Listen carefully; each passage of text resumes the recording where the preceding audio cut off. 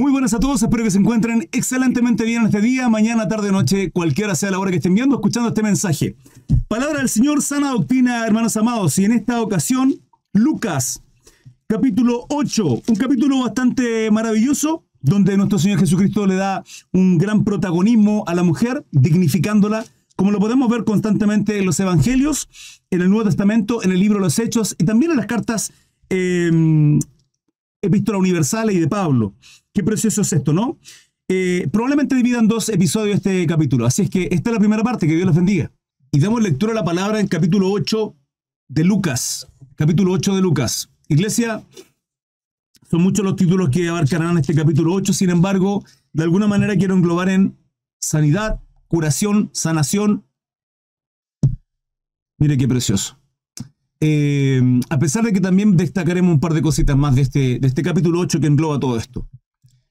Dice el nombre del Padre, Hijo y Espíritu Santo. Lucas 8:1, mujeres que sirven a Jesús.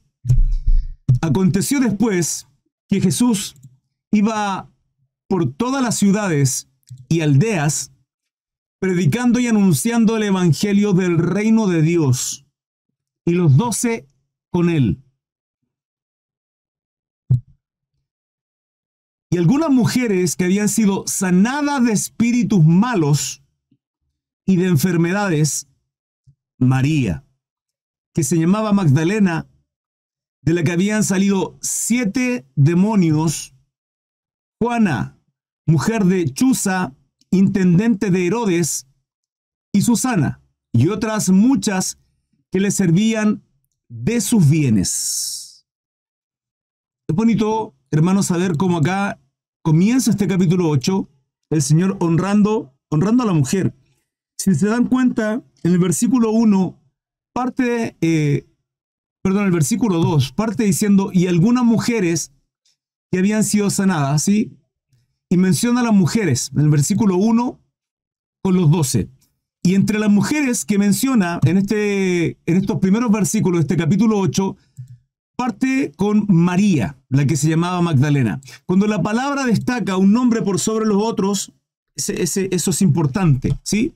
Lo he dicho en otras ocasiones, como por ejemplo son los apóstoles mencionados, y menciona a Simón Pedro como primero y luego menciona a los otros, es la trascendencia que tiene Simón Pedro por sobre el resto. Pedro finalmente queda liderando al resto de los apóstoles.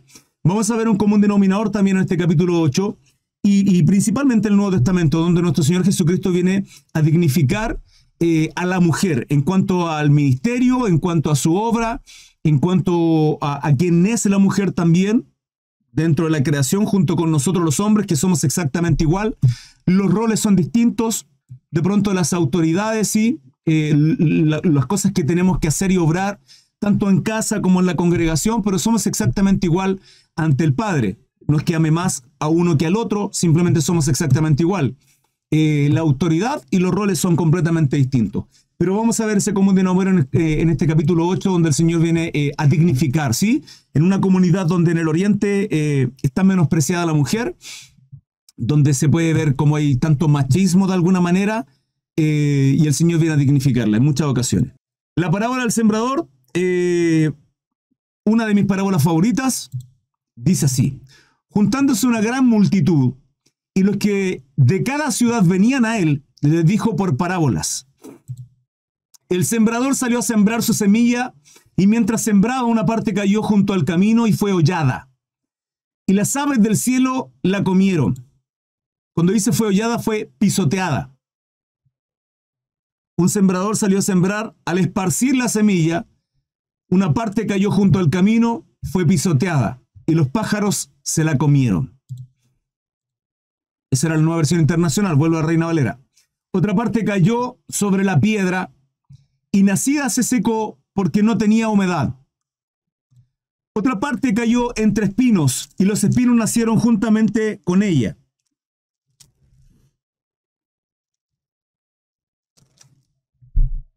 Y la ahogaron. Otra parte cayó en buena tierra, y nació y llevó fruto, a 100 por uno. Hablando estas cosas, decía a gran voz: el que tiene oídos para oír, oiga. Y sus discípulos le preguntaron diciendo: ¿qué significa esta parábola?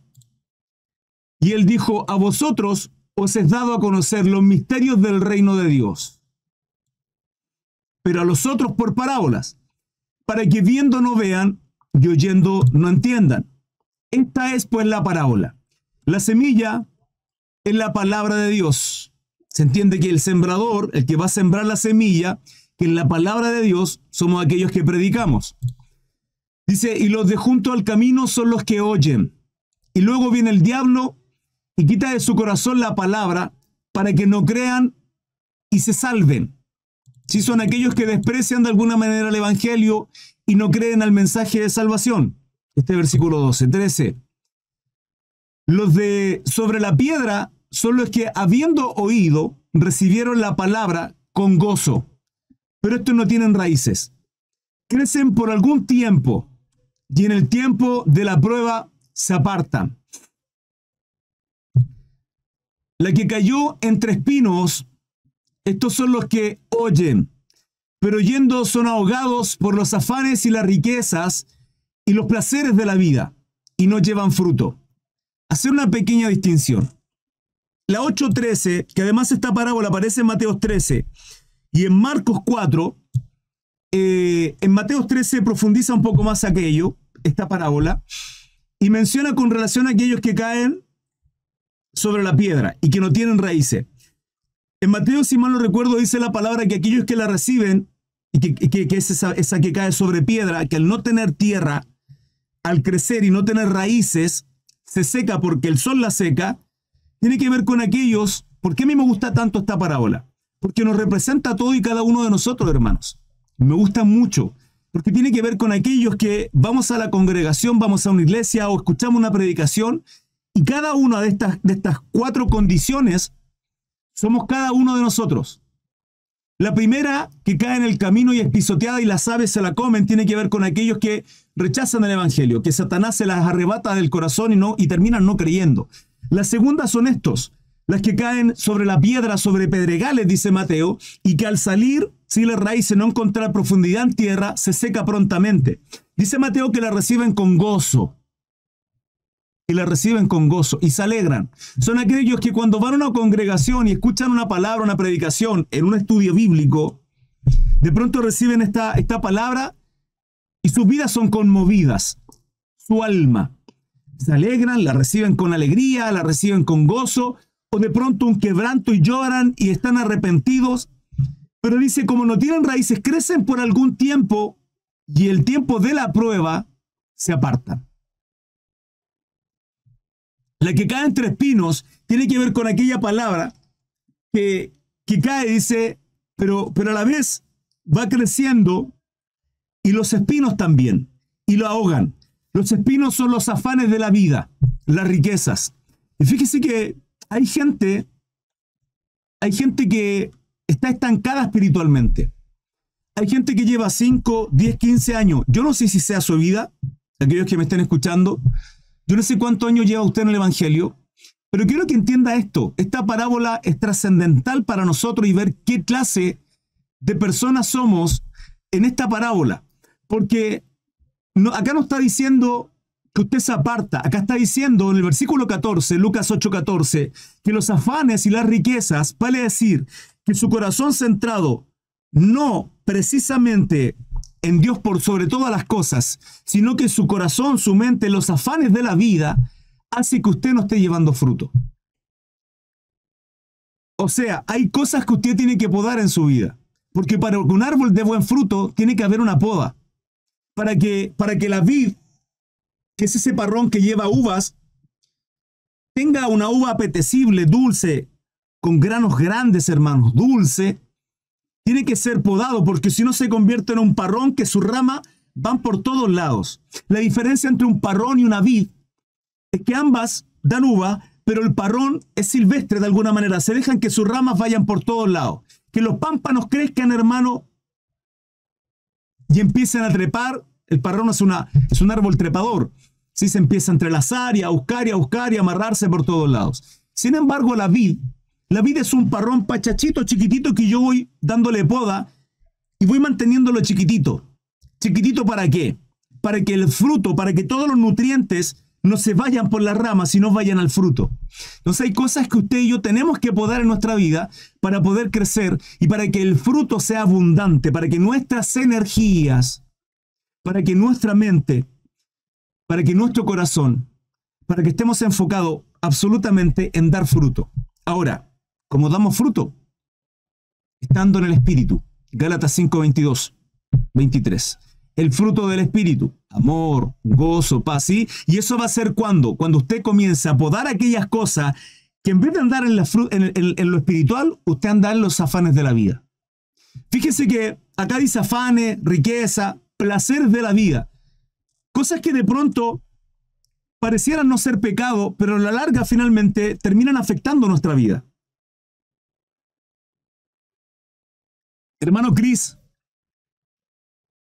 veo series todo el día en Netflix. ¿Es pecado? No dice en ningún lado que ver Netflix sea pecado, pero ciertamente usted está desplazando a Dios y su vida espiritual por perderse en aquello, placeres de la vida. Y así muchas cosas más. Entonces, cuestiones, iglesia. Cuando nosotros leemos esta parábola, hermanos, tiene que ver con aquello que el Señor nos está mostrando y para que nuestra vida tenga crecimiento. Mire, yo le podría decir, mire la diferencia en decirle, usted es un pecador porque tiene el televisor y ve Netflix. ¿Y qué estoy haciendo, hermano? Siendo legalista y religioso. Usted no va a entender así, pero cuando yo le muestro esta parábola y le digo, hermanos, amados, usted no va a tener crecimiento. Usted está estancado. Usted está teniendo problemas en su vida porque está poniendo su corazón en cosas incorrectas. Y mire, tal vez no sean pecado, tal vez no sea una aberración y Dios le bendice y Dios tiene misericordia a usted. Pero usted no está creciendo. Usted no está llevando este fruto simplemente porque en su corazón Dios no está en el primer lugar. Y ese es el motivo. Quiere crecer aparte de esas cosas. Sea sensible a la voz del Espíritu en aquellas cosas que usted sabe. Usted sabe, iglesia, que le están apartando de buscar la voluntad y el propósito de Dios en su vida. ¿Se da cuenta que es distinto? Es distinto acercarme a una hermana y decirle, hermana, mire, ¿sabe qué? El Señor desea lo mejor para nosotros y conversar y hablarle con amor y misericordia con respecto a tales cosas en su vida. A decirle, mire, es que la ley dice esto, que la Biblia está escrito. Hermano, misericordia, amor, y en cuanto usted más tiene la revelación de Cristo a su vida, usted más va a querer servir agradecido y tendrá misericordia para con otros. Sin embargo, dice, más la que cayó en buena tierra, el versículo 15. Estos son los que corazón bueno y recto retienen la palabra oída y dan fruto con perseverancia. Esta palabra perseverancia es una constante en el Nuevo Testamento, donde la palabra nos enseña a perseverar en santidad, en justicia, en obras buenas, en la voluntad de Dios, en el camino angosto para llegar a la puerta angosta, que está al final. Esta perseverancia. Ahora Mateo, acá habla de fruto al 100 por 1, ¿sí? Aquellos que caen en buena tierra. Mateo describe a aquellos que hemos recibido la palabra, que retenemos la palabra, ¿sí? Que nos esforzamos en agradar a Dios, agradecidos, iglesia. Dice que tenemos crecimiento al 30, al 60 y al 100 por 1. ¿Qué implica eso? Que usted de una u otra manera va a crecer. Mire, corra, o trote, o camine, pero por favor no se detenga. Si es necesario gatear, gatee, pero no se detenga nunca. Para atrás, hermano, ni para tomar impulso. Por favor, se lo ruego. Siempre hacia adelante. Siempre hacia adelante, hermano, como búfalo, ¿sí? Cuando la palabra dice que al 30, al 60 o al 100 por 1, tiene que ver con, no todos tienen el mismo crecimiento y el crecimiento lo da el Señor. ¿En medida de qué? En medida que nuestra vida va siendo transformada y cambiada. Hay gente que no tiene la revelación. Hay gente que de pronto el Señor nos va mostrando poquito a poquito la revelación de su palabra, principalmente porque para que no nos desviemos.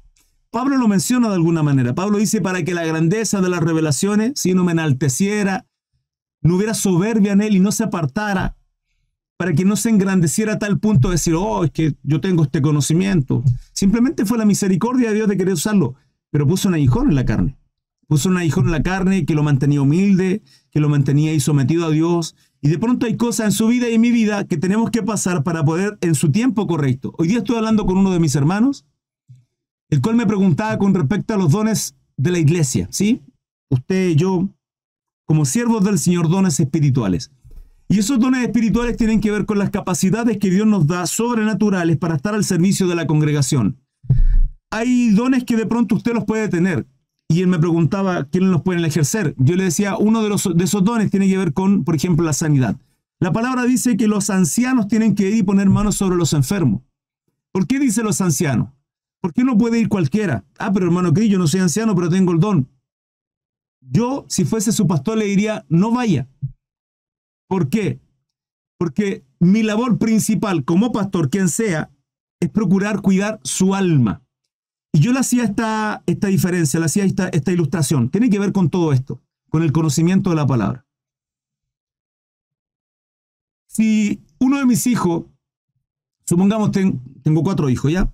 No voy a poner el caso de mis 4 hijos. Tengo un hijo, X, ¿ya? Patroclo. Patroclo tiene 12 años, 13 años. Yo le hacía esta ilustración a mi hermanito. Le decía, hermano, yo comencé a manejar vehículos a muy temprana edad, muy joven, por motivos de fuerza mayor, muy joven. Y siempre fui responsable de alguna manera, siempre, ¿sí? Pero si yo tuviese un hijo que le encantan las tuercas, como se dice en el mundo del vehículo, ¿sí? Le encantan los vehículos, le encantan los carros, y sabe manejar, sabe conducir, y siempre lo acompaño porque aprendió de muy temprano, 12, 13 años, qué sé yo, 14 años, y lo acompaño y sabe manejar en caso de cualquier cosa de pronto, bueno, ustedes saben, ¿no? Siempre bajo la supervisión mía. Esto es un caso hipotético, una ilustración para entender esto. Yo si tuviese todo el dinero del mundo, hermano, si tuviese todo el dinero, si no tuviese que estar mirando la cuenta para ver si tengo o no tengo para comprar A, B o C. Y me dice, papá, para mi cumpleaños regálame un vehículo. Y yo aún tuviendo la capacidad de comprarle un Ferrari, un Porsche, un Lamborghini, ¿ya? ¿Se lo compraría? No estoy hablando como cristiano. Olvídese que soy cristiano, olvídese todo eso. Si supongamos en el caso de que fuera del mundo y tuviese toda esa capacidad, ¿se la compro? No. Porque yo con mi sabiduría entendería que el cabezón a sus 14 años no es responsable. Que tiene la habilidad, sí. Que tiene la capacidad, perfectamente. Es más, puede manejar hasta mejor que yo. Pero no tiene la responsabilidad. Y en el primer manejo que tenga, conchazo que se da y lo pierdo. Entonces yo sé que tengo que cuidarle.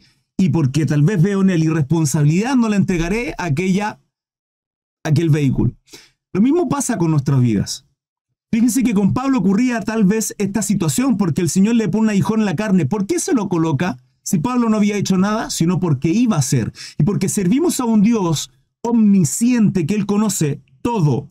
Y no solo omnisciente, que Él es atemporal. Dios no tiene tiempo y conoce los tiempos hacia todos lados. Él sabe que Pablo lo iba a perder. No por nada deja ese aguijón en la carne. Para mantenerlo sometido y humillado. Hay situaciones en las cuales usted y yo vivimos y que Dios nos tiene ahí. Y que de pronto es el motivo, los afanes de la vida, la soberbia y muchas otras cosas por las cuales Dios no nos permite tal vez crecer. ¿Por qué? Porque si no nos perdemos, iglesia. ¿Cuántos de nosotros seguimos buscando a Dios por el esposo, por la esposa que están apartados, porque no están convertidos, por nuestros hijos? ¿Cuántos de nosotros tenemos que vivir ahí una situación, hermano, que nos tiene quebrantado simplemente porque hemos sido soberbios? Ahora, cuando vamos creciendo poquito a poquito es porque Dios lo va permitiendo, pero jamás, se lo ruego, jamás se detenga. Siempre la vida del creyente tiene que ir en crecimiento, al 30, al 60 o al 100 por 1. Del 16 en adelante, iglesia, al 18 vienen títulos cortitos, ¿sí? Nada oculto que no haya de ser manifestado. Hasta el 18 dice Lucas 8:16, nadie que enciende una luz la cubre con una vasija, ni la pone debajo de la cama, sino que la pone en un candelero para que los que entran vean la luz. ¿Qué está hablando acá? Cuando habla de esto, cuando habla de la luz, veamos cómo dice la Nueva Versión Internacional. Nadie enciende una lámpara para que después de cubrirla con una vasija o ponerla debajo de la cama, sino que la pone, sí, en una repisa para que ilumine todo. ¿Qué tiene que ver con esto? La palabra dice que nosotros somos la sal de la tierra y la luz de este mundo. La sal tiene que ver con, en la antigüedad, bueno, hasta el día de hoy, la sal se utiliza para sazonar las cosas, eso le da sabor, ¿sí? Le da candela, ya tú sabes. Pero también en el Antiguo Testamento, en el tiempo antiguo, la sal se utilizaba para preservar las cosas. Hoy día tenemos un refrigerador, ponemos las cosas ahí, dura mucho más tiempo. Pero en la antigüedad se usaba mucho la sal para preservar las cosas. De hecho, pueden ver por ahí una de las exquisiteces que hay en España, el jamón. Se hace una curación mediante la sal, ¿sí? Se deja ahí y se va preservando con la sal y se hacen unos procesos con el tiempo y bla. Entonces, ¿qué permite la sal? Que las cosas no se pudran, que las cosas no perezcan.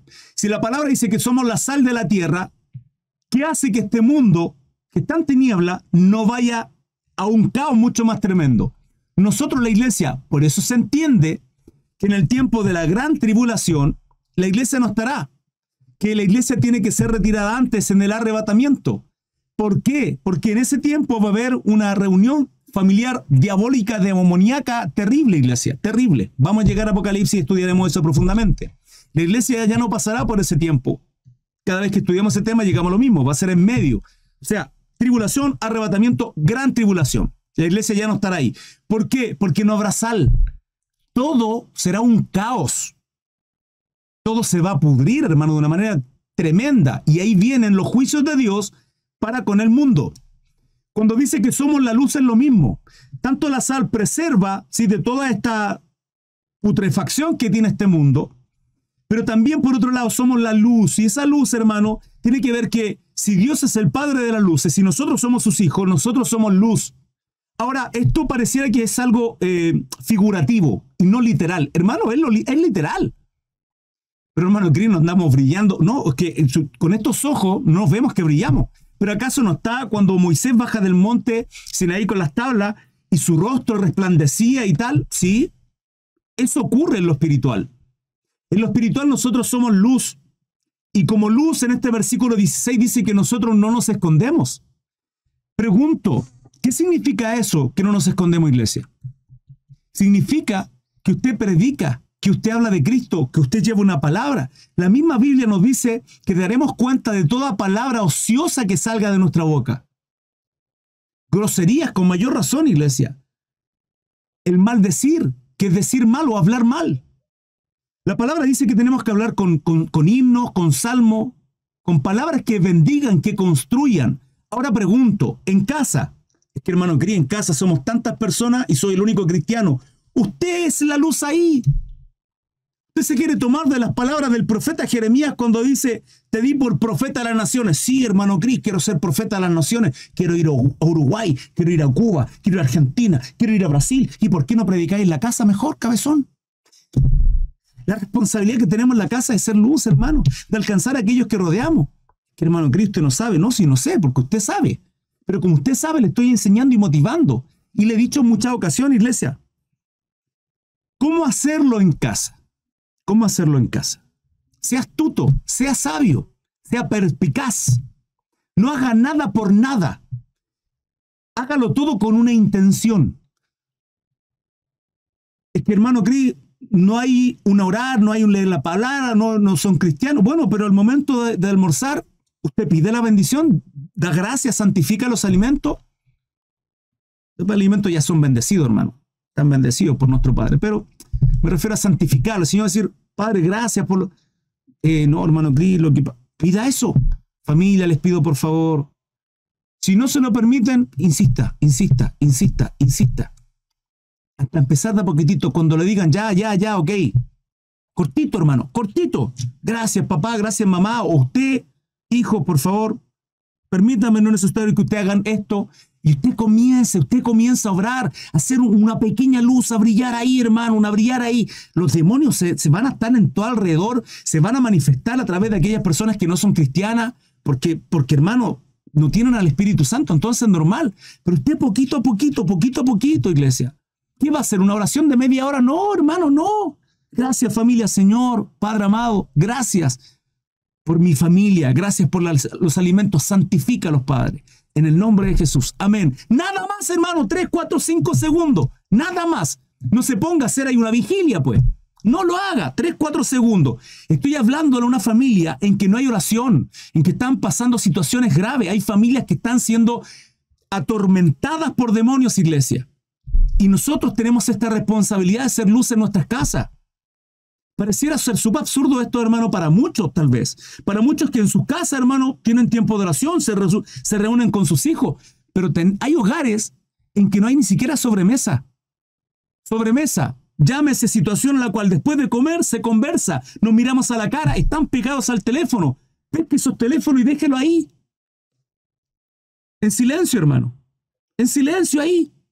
Llega esta sobremesa de mirarse a la cara, de hablarse, de contarse cómo estuvo su día, de confrontarse también. ¿Por qué pasó esto y por qué esto otro? Somos familia y esos tiempos familiares se han perdido. Se han perdido muchas familias. Entonces usted empieza así poquito a poquito. Hermano Cris, ya llevo un mes así. Antes no lo hacía, ahora sí. Ahora lo hago todos los días. Estoy orando ahí. En el desayuno, en el almuerzo, en la cena de la noche. Qué bueno, mi hermano, me alegro. Bueno, ahora coloque o compre esos pancitos de vida. Pancitos de vida son unas cajitas que tienen unos papelitos chiquititos. Chiquititos así, hermano. Chiquititos. Que tienen un mensaje. Sí, yo sé que es súper básico eso. Que hay una gran revelación en cada uno de esos mensajes. De hecho, casi que caen en un evangelio motivacional. Porque todo es bendición y prosperidad. Y yo lo entiendo. Está bien. Utilícelo como para empezar a bendecir a su familia. Y empieza a hacer esto, iglesia, a hacer luz. Hermano Cris, soy cristiano, me escondo en la pieza, lo ahí en silencio y mi familia no lo sabe. ¿Qué está haciendo escondido? Si usted niega a nuestro Señor, el Señor le va a negar en el cielo, dice la palabra. Usted tiene que ser luz en su casa. Iglesia, Padre, no permitamos el pecado en nuestros hogares. No solo nuestros hijos se pueden ir a condenación, sino nuestras vidas por dejar a Dios aparte y poner en prioridad nuestros hijos. Vimos la historia, hermano, de Elí en Primera de Samuel. ¿Qué hizo Elí con Fines y... se me olvidaron los nombres de su hijo. ¿Qué hizo, hermanos? Permitió el pecado ¿contra quién? Contra Jehová Dios, Ofni y Finés. Gracias, Señor. Ofni y Finés, hermano, los cortó a todos aquellos. ¿Usted espera que Dios corte y desarraigue, hermano, su vida por poner... Dios es celoso, iglesia. Dios es celoso. Dios no juega con esas cosas. Y no me venga a decir, no, es que hermano, estamos seguros en Cristo y salvo siempre sal. ¿Qué tontera me está hablando? Usted nunca ha visto el Antiguo Testamento. Como dio vuelta la espalda hacia el Señor. Nuestro Dios Todopoderoso da vuelta a las espaldas a aquellos que se prostituyen con otros dioses, aquellos que ponen otras cosas en primer lugar antes que a Dios. ¿No fue con Sansón así? Sí. ¿No fue con Saúl así? Pero es que no estaba Cristo. Bueno, la palabra dice en el capítulo 10 de Primera de Samuel que mudó, que transformó su corazón. ¿Cómo? ¿Cómo Saúl tuvo la capacidad de profetizar también? Y producto de su rebeldía y su pecado finalmente termina endemoniado, iglesia, y me vienen a decir de que no, que estamos a la diestra, que nadie... Tonterías, hermano. Cuidado con cómo permitimos, hermano, el pecado en nuestros hogares. Cuidado si en vez de ser luz realmente nos estamos escondiendo. Hay una responsabilidad y un talento en cada uno de nosotros. ¿Se da cuenta cómo el Padre nos confronta, iglesia? ¿Se da cuenta que aún siendo nosotros cristianos la palabra nos confronta y ciertamente muchos de ustedes están siendo confrontados en esta hora? Porque tenemos que poner por obra, hermano, la palabra. Predicar y alcanzar a aquellos. Entonces, use estos papelitos ¿sí? después de que hayan comido. Familia, les pido un favor. Me permiten leer una porción y la leen.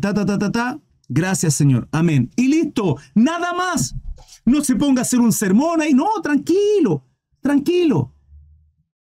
Poquito a poquito va a sentir en el Espíritu, porque usted es un hijo de Dios, va a sentir la dirección del Espíritu Santo para seguir o no, para avanzar o no. Le van a hacer preguntas y ahí va a empezar usted a ser usado.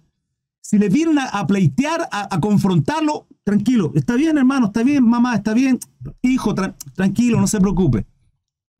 Usted ceda. Tranquilo, relajado. ¿Sí? Son sus demonios, no son aquellos, son demonios. Pero usted en la intimidad, usted ayuna y se quebranta, usted ora al Padre. Antes de ir a comer, tal vez en el baño, Señor, te pido, usa mi vida como un instrumento para tu gloria. Y usted se va a comer como si nada, hermano. Porque en lo espiritual usted tendrá una luz que es el Espíritu Santo. La gloria de Dios, hermano, usted no la ve. Su familia no lo ve. Pero los demonios le van a querer atormentar. ¿Por qué? Porque esa luz en lo espiritual brilla, hermano. Y las tinieblas de este mundo no prevalecen contra la luz. Mayor es el que está en mí que el que está en el mundo, dice la palabra. Ahí tiene que dar la lucha. Entonces, cuando este versículo 16 dice, nadie que enciende una luz la cubre con una vasija, ni la pone debajo de la cama, sino que la pone en un candelero. ¿Para qué? Para que los demás que entren vean la luz. Tenemos que hacer aquello. Ser luz para los otros, para nuestra familia, hermano. Hay muchos de nuestras familias que se van a condenación. Y usted y yo tenemos la responsabilidad de alcanzarlos con la luz del Evangelio. Porque nada hay oculto que no haya de ser manifestado ni escondido, que no haya de ser conocido y de salir a la luz. Nada, iglesia. 18, y finalizo con esto. Mirad, pues, cómo oís, porque a todo el que tiene se le dará. ¿Usted tiene conocimiento? Sí, el Señor le otorgará más. ¿Por qué? Porque usted obra, usted trabaja. Sí, usted está poniendo en práctica la palabra. Usted la está viviendo. Entonces Dios le va a ir capacitando aún más. Y todo el que no tiene, aún lo que piensa tener, se le quitará. Hay una responsabilidad, iglesia, en usted y en mí, en cada uno de nosotros, de hacer la obra. Recuerden su posición. Su posición es hijo de Dios, siervo del Altísimo, ministro competente, capacitado para toda buena obra. Somos parte del ministerio de la reconciliación, real sacerdocio, reyes y sacerdotes, dice la palabra, pueblo adquirido, nación, eso es lo que somos en Cristo Jesús. Y tenemos una responsabilidad. Y es así como finaliza esta primera parte. Espero que haya sido de bendición. Recuerden, estudios bíblicos a diario, a las 8 de la mañana y 21:15 en la tarde, ambos horarios según Santiago de Chile. Serán bienvenidos en Instagram, TikTok, Facebook y YouTube. Les esperamos.